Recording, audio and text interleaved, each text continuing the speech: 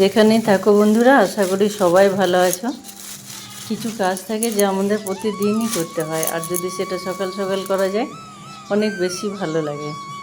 একদম মাঝে মাঝে বৃষ্টি হচ্ছে বলে কত সুন্দর আছে, দেখো ফুলগুলো একদম তাজা টুকটুকে।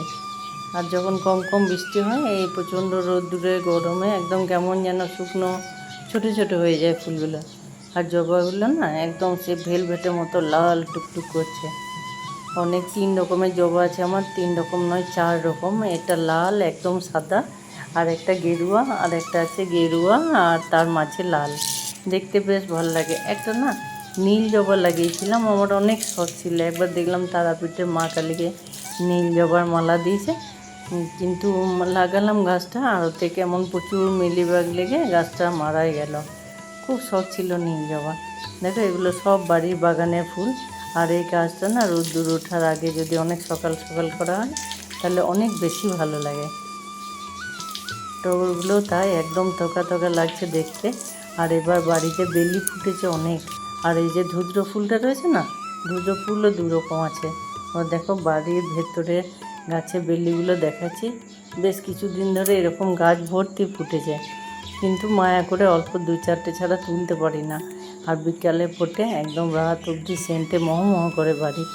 কিন্তু কয়েকদিন ধরে দেখছি যে সকালে সব ছোট ছোট একটু কালো কালো হয়ে শুকনো হয়ে ঝরে যায়।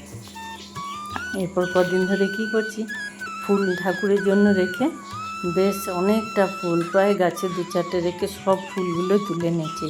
আর তার সঙ্গে আছে কী বলে গন্ধরাজ।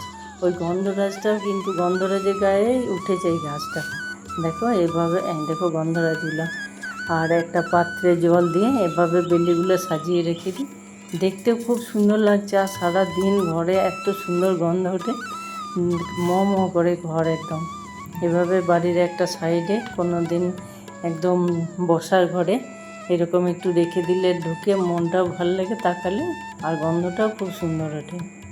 বিভিন্ন জায়গায় কোনো দিন বা টেবিলে রেখে দিলাম সামনে, এগুলোতে ঝরে নষ্ট হয়ে যায়, তাই কদিন ধরে সুযোগ পেলে এরকম তুলে একটু সাজিয়ে রাখি। আর সেদিন দেখিয়েছি প্রচুর ঝড় বৃষ্টি হলে তো অনেক কাজ বেড়ে যায়, ধোয়া মোছা। আর সেদিন যা উতল পাতল ঝড়, একদম অসহ্য লাগছিল। আর আজকে একটা বড় কুমড়ো কাটা আছে, সেই বিচিগুলো দেখো পরিষ্কার করে রোদ্দুরে শুকাতে দিয়েছি। আর কোটো বাটিগুলো ধুয়েছি, ওরও অনেক কাজ আছে, কাঁচের শিশি। এরপর একটু জল, বেশ পরিষ্কার কলের জল এখানে বসিয়েছি, আর তাতে দিয়ে দিলাম 1.25-2 চামচ মতো লবণ। এই লবণ জলটা ফুটিয়ে রেখে দেখো কি কাজ আছে। সেদিন এত ঝোড়ো ভয়ঙ্কর হাওয়া আর বিদ্যুৎ চমকানো, মেঘ ডাকা, খুব ভয় করছিল সেদিন। এমনি ঝড় কম দেখা যায়। দেখো কান্দি কান্দি নারকেলগুলো ধরেছে, এভাবে সব ঝরে পড়েছে। আর পুরো যে কান্দিটা পড়েছে একদম একই রকম, এরকম একটু করে জল বেরোচ্ছে আর অল্প পাতলা শ্বাস, কেবলমাত্র নারকেল ধরেছে। ছেলেতে পছন্দ খুব, তাই বেশ আরাম করে এটা ছাড়াচ্ছে। আর একটু করে জল বেরোচ্ছে, জলটাও ভালো টেস্ট। ডাব তো সাধারণত কিনে খাওয়া হয় না, তাই বাড়ির গাছেগুলো বেশ ভালো করে কেটে খাওয়া হয়েছে। কিন্তু এগুলো যদি নারকেল হতো না, তাহলে আরও বেশি সুন্দর করে ব্যবহার করা যেত। দেখো কত করে একদম সেই দুধের ছড়ের মতো বেরোচ্ছে, হালকা নরম নরম শাঁসগুলো, তাল শাঁসের মতো লাগছে অনেকটা। ওই বিশাল বিশাল নারকেল গাছ, একদম মনে হচ্ছে যেন অর্ধেক থেকে নুয়ে গেল, এত ঝড়ের দাপট। দরজা জানলা বন্ধ, তবু মেঘের যেমন গর্জন তেমন বিদ্যুৎ চমকানো। একদম টানা 3 দিন কারেন্ট ছিল না, কি অবস্থা। প্রথম দিন এসে যেদিন ঠিক করলো, হাফ মিনিট মতন ফ্যানটা চলেছে, আর জোর বাস্ট হয়ে গেল ট্রান্সফর্মার। বাস্তার পর আর আসেই না, এভাবে 3 দিন। ফোনে চার্জ থাকলো না, ব্যাটারির টর্চের চার্জ থাকছে না, এমার্জেন্সি চার্জ শেষ, একদম যাচ্ছে তাই অবস্থা। যাক কোনোভাবে কারেন্ট এসছে, এখন সব ঠিকঠাক আছে। দেখো আমগুলো আগে ভালো করে ধুয়ে ঠান্ডাতে বেশ গায়ের জলগুলো শুকিয়ে, আর এভাবে করে পিছনগুলো কেটে কিন্তু আঠাগুলো পরিষ্কার করে মুছে ফেলছি। এবার এইগুলো দিয়ে দেখো কি বানাই। অনেকগুলো আম, আর এইগুলো না একটু ছোট, এগুলো দিয়ে অন্য কিছু বানাবো। যাদের বাড়িতে আছে আম গাছ, যে এই সময় তো প্রচুর, আর বাজারে এখন প্রায় ভালো রকম আমদানি, আর বেশ শক্ত শক্ত খোলা ছাড়া এই আমটা কাজটা হবে না। দেখো আঁটিগুলো এভাবে ছাড়িয়ে বেশ ভেতরে যে একটা পর্দার মতো আছে না, ওইটাকেও একদম পরিষ্কার করে নিলাম। যে কোনো জিনিস যদি আমরা রাখি সুন্দর করে, তার আগে কিন্তু কাজটাও সুন্দর করে করতে হয়, নাহলে কিন্তু ভালো থাকে না। এভাবে করে বেশ আমটা লম্বা আছে, তাই জন্য বেশ কাটতেও সুবিধা হচ্ছে, আর আঁটিটা কিন্তু ভালো রকম শক্ত, একটু ভয় ভয় করছে কাটতে।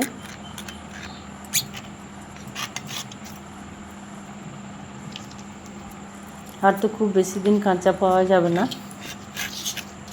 এখন বাজারে সব কিছু 12 মাস পাওয়া যায়, কিন্তু যেটা সিজনের জিনিস সেটা কিন্তু আলাদা স্বাদ থাকে, আর দামও সুবিধা থাকে। আর অফ সিজনের জিনিস খেতেও ভালো লাগে না, আর দামটাও প্রচুর পরিমাণে। দেখো যে জলটা ফুটিয়ে একদম ঠান্ডা করে রেখেছি এখানে, আর জল ফুটলে নিচে একটা চুনা চুনা আর উপরে একটা সর জমে, তাই জন্য জলটা ভালো করে ছাঁকনা দিয়ে ছেঁকে নেব। আর এটা শুধু লবণ জল, আর কিন্তু কিচ্ছু না। এটা কি করবো জানো তো, ওই যে কাঁচের শিশিটা রেখেছি রোদ্দুর থেকে তুলে ঠান্ডা করে, আমটা কিন্তু আমি এটা রেখে দেবো সারা বছরের জন্য। কোনো খরচাও না, কিচ্ছু না, প্রচুর ঝড়ে পড়েছে আম, শুধু একটু সময় নিয়ে কুটকাম। এবার করে রেখে যখন অফ সিজনে কিছু করতে ইচ্ছা হবে, একটু আম সেদ্ধ, চাটনি, আর পেঁয়াজ রসুন বা নিরামিষ ঘুগনি, ধনে পাতা মেথি পাতা যাই দিই না, ওটাতে আলাদা লাগে। আর ঘুগনিটা কষানোর সময় যদি এই কাঁচা আম 2 টুকরো দেওয়া হয় না, সেই স্বাদটা কিন্তু একদম সম্পূর্ণ আলাদা টাইপের লাগে। দেখো এভাবে একদম ভর্তি করে রেখে দিয়েছি। এরপর ওই নুন জলটা ঢেলে দেবো এর ভেতর। এখন তো মনে হচ্ছে একদম ফেলনা, এত আমের মধ্যে এই কটা আম কী ব্যাপার, কিন্তু যখন একদম অফ সিজনে এটাকে 2-4টে টুকরো যখন বের করে ব্যবহার করা যাবে না, ওর সেন্ট আর ওই যে কাজে লাগবে, ওতেই তখন বিরাট ব্যাপার মনে হবে। এটা কিন্তু যে ফ্রিজে রাখতে হবে এমন নয়, ফ্রিজেও রাখা যাবে, আবার বাইরে রাখলেও কিন্তু সুন্দর থাকে, একটুও নষ্ট হবে না। খুব সাধারণ জিনিস, কিছু কেনা নয়, একবার দেখবেন না এরকম রেখে। একটুখানি ভিনিগার দিলাম।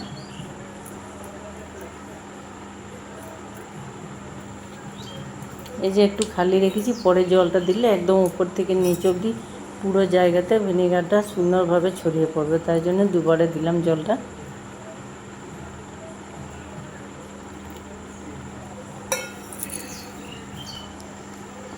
প্রচুর আম আছে, এরপরে আরও কিছু বানাবো, দেখো। আর যদি তোমাদের ভালো লাগে ঘরের জিনিস বানিয়ে দেখো। আমরা তো কেনা সবসময় সব কিছু পাই, কিন্তু নিজের হাতে জিনিস সবসময় বাড়িতে অনেক বেশি বানিয়ে রাখতে, কাউকে একটু দিতে, সেটা অনেক বেশি ভালো লাগে। দেখো কত সুন্দর লাগছে। আজ এই পর্যন্ত বন্ধুরা, আসি, আবার দেখা হবে।